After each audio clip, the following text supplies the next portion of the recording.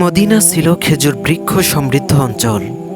রাসূল সাল্লাল্লাহু আলাইহি সাল্লামের হিজরতের পর একে মদিনাতুন নবী নামে আখ্যায়িত করা হয়। এত পরিমাণ খেজুর হতো যে বৃদ্ধির কারণে কোনো খেজুর নিচে পড়লে তা নির্ণয় করা কঠিন হয়ে যেত। কেউ কখনো ভাবতেও পারতেন না এটা কোন গাছের খেজুর। এরূপ বাগানকে কেন্দ্র করে সাহাবীগণের মধ্যে কোনো কোনো সময় বিতর্কের সৃষ্টি হতো। সমাধানের জন্য তারা রাসূল সাল্লাল্লাহু আলাইহি সাল্লামের কাছে যেতেন এবং সঠিক সমাধান পেতেন। এক্ষেত্রে সাহাবীগণ তাকে সহযোগিতা করতেন। হযরত আবু দাহদা রাদিয়াল্লাহু তাআলা আনহু তার ৬০০ খেজুর গাছের বাগান দান করার মাধ্যমে এরূপ এক বিবাদের সমাধান করেছিলেন। সাহাবী হযরত আবু দাহদা রাদিয়াল্লাহু তাআলা আনহুর পরিচয় সম্পর্কে জানা যায়, তার আসল নাম সাবেত ইবনে দাহদা, তবে তিনি আবু দাহদা নামে সমাধি পরিচিত। তিনি ছিলেন একজন উচ্চ মর্যাদা সম্পন্ন সাহাবী। মদিনায় মুসআব ইবনু উমাইর রাদিয়াল্লাহু তাআলা আনহুর কাছে ইসলাম গ্রহণ করেন তিনি। তার দানশীলতার কথা ইতিহাসে স্বর্ণাক্ষরে লিপিবদ্ধ রয়েছে। তিনি উহুদের যুদ্ধে শাহাদাত বরণ করেন। হযরত আব্দুল্লাহ ইবনে আমির থেকে বর্ণনা করেন যে তিনি বলেন, উহুদের যুদ্ধের দিন যখন মুসলমানগণ রাসূল সাল্লাল্লাহু আলাইহি সাল্লামের মৃত্যুর মিথ্যার সংবাদে দিশেহারা হয়ে ছত্রভঙ্গ হয়ে পড়েছিল, তখন হযরত আবু দাহদা রাদিয়াল্লাহু তাআলা আনহু বলেছিলেন, হে আনসারগণ, যদি মুহাম্মদ সাল্লাল্লাহু আলাইহি সাল্লাম নিহত হয়ে থাকেন তবে অবশ্যই আল্লাহ তাআলা জীবিত আছেন। তিনি কখনোই মরে যান না, তিনি কখনোই মরেন না। তোমরা তোমার দ্বীনের উপরে যুদ্ধ করো, কেননা আল্লাহ তাআলা তোমাদের বিজয় দানকারী এবং সাহায্যকারী। তার এই কথা শুনে একদল আনসার উঠে দাঁড়ালো এবং তাদেরকে সাথে নিয়ে সাবিত সরাসরি খালিদ ইবনে ওয়ালিদের বাহিনীর উপর হামলা চালালেন। পরে খালিদের বর্ষার আঘাতে তিনি শহীদ হন এবং তার অনেক সঙ্গীরাও শহীদ হয়ে যান। দানশীলতার অনুপম দৃষ্টান্ত হযরত আবু দাহদা রাদিয়াল্লাহু তাআলা আনহু। মদিনার বাগানসমূহের মধ্যে এক ইয়াতীম বাচ্চার একটি বাগান ছিল। তার বাগানের সাথে অন্য এক লোকেরও একটি বাগান ছিল, যার নাম ছিল আবু লুবাবা। ইয়াতীম বাচ্চাটি চিন্তা করল, আমি জমির সীমানা বরাবর প্রাচীর নির্মাণ করে বাগানটি আলাদা করে দেব, যাতে করে প্রত্যেকের অংশ পৃথক হয়ে যায়। যখন সেই বাচ্চাটি প্রাচীর দিতে শুরু করলো, তখন দেখা গেল যে তার প্রতিবেশীর একটি খেজুর গাছ সীমানার মধ্যে পড়ে যাচ্ছে, যার কারণে প্রাচীরটি সোজা হচ্ছে না।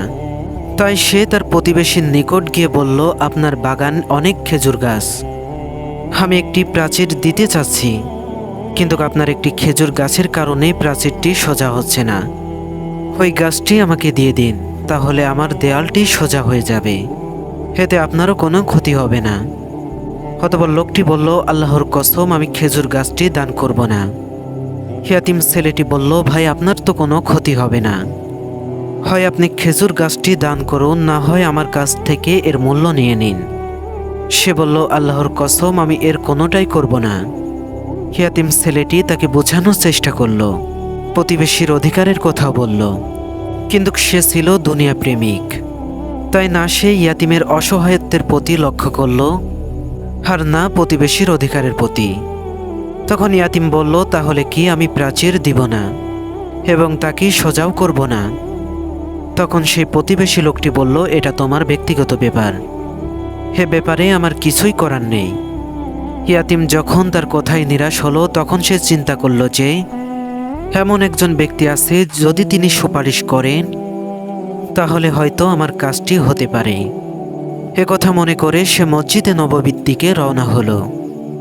ওই ইয়াতীম মসজিদে নববীতে এসে রাসূল সাল্লাল্লাহু আলাইহি সাল্লামের নিকট আরজ করল, হে আল্লাহর রাসূল সাল্লাল্লাহু আলাইহি সাল্লাম, আমার বাগান অমুক ব্যক্তির বাগানের সাথে মিশে আছে, আমি এর মাঝে প্রাচীর দিতে চাচ্ছি, কিন্তু ততক্ষণ পর্যন্ত প্রাচীর সোজা হচ্ছে না যতক্ষণ না আমার প্রতিবেশীর একটি খেজুর গাছ আমার দখলে আসবে। আমি খেজুর গাছের মালিককে বলেছি, এটি আমার নিকট বিক্রি করে দাও। আমি তাকে যথেষ্ট বোঝানোর চেষ্টা করেছি, কিন্তু সে তা অস্বীকার করেছে। হে আল্লাহর রাসূল সাল্লাল্লাহু আলাইহি সাল্লাম, আমার জন্য তার নিকট একটু সুপারিশ করুন যাতে সে আমাকে ওই খেজুর গাছটি দিয়ে দেয়। রাসূল সাল্লাল্লাহু আলাইহি সাল্লাম বললেন, যাও তাকে ডেকে নিয়ে আসো। ওই ইয়াতীম তার নিকট গিয়ে বলল, আল্লাহর রাসূল সাল্লাল্লাহু আলাইহি সাল্লাম আপনাকে ডেকেছেন। সে মসজিদে নববীতে আসলো। নবী করিম সাল্লাল্লাহু আলাইহি সাল্লাম তার দিকে তাকিয়ে বললেন, সে বেড়া দিয়ে তোমার বাগান থেকে তার বাগান পৃথক করতে চায়। তোমার একটি খেজুর গাছের কারণে তা সম্ভব হচ্ছে না। তুমি তোমার ভাইকে ওই খেজুর গাছটি দিতে নাকি অস্বীকার করেছ? লোকটি বলল, হ্যাঁ। রাসূল সাল্লাল্লাহু আলাইহি সাল্লাম তাকে বললেন, গাছটি তোমার ভাইকে দিয়ে দাও। সে বলল, আমি দিব না। তিনি তাকে কয়েকবার বলার পরেও যখন রাজি হলো না, তখন তিনি বললেন, তোমার ভাইকে ওই খেজুর গাছটি দিয়ে দাও। আমি তোমার জন্য জান্নাতে একটি খেজুর গাছের জিম্মাদার হব। ওই লোকটি একথা শুনেও সে বলল, আমি তা দিব না। তখন রাসূল সাল্লাল্লাহু আলাইহি সাল্লাম চুপ হয়ে গেলেন। এর চেয়ে বেশি তিনি আর কি বলতে পারেন। তখন সাহাবীগণ নিশ্চুপ থেকে কথাবার্তা শুনছিল।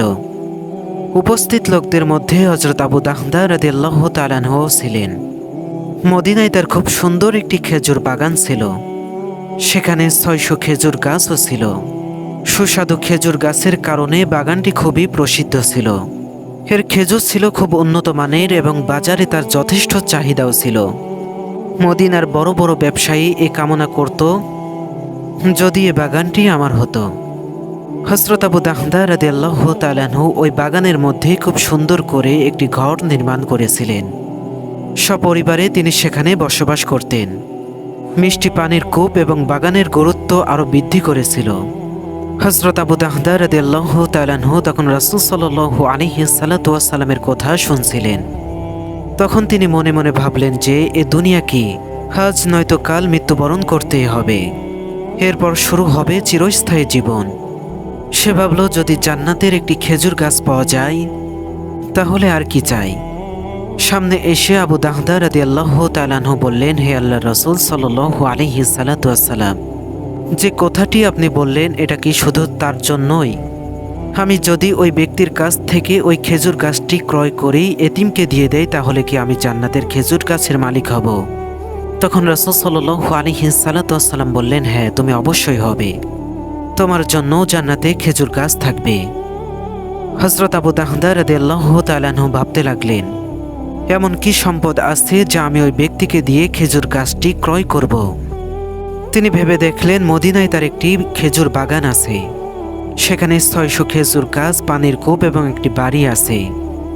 আমি এগুলোর বিনিময়ে ওই গাছটি কিনে ইয়াতিমকে দিয়ে দিব। তিনি ওই ব্যক্তিকে সম্বোধন করে বললেন, শোনো, তুমি আমার বাগান সম্পর্কে অবগত আছো।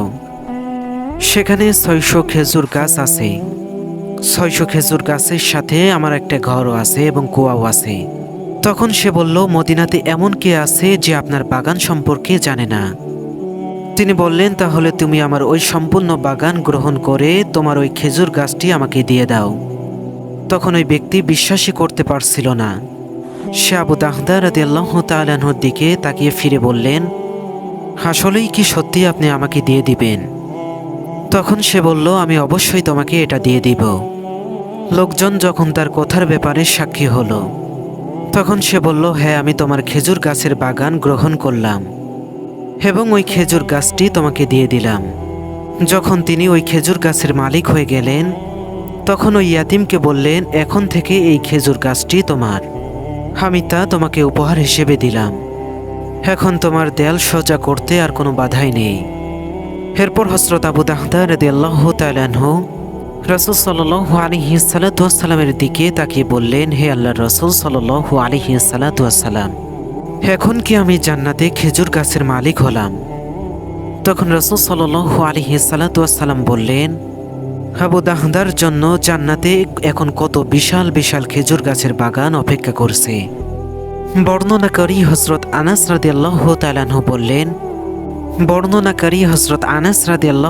আনহু বললেন, হে শব্দটি তিনি একবার, দুইবার কিংবা তিনবার বলেননি, বরং খুশি হয়ে তিনি বারবার বলেছেন।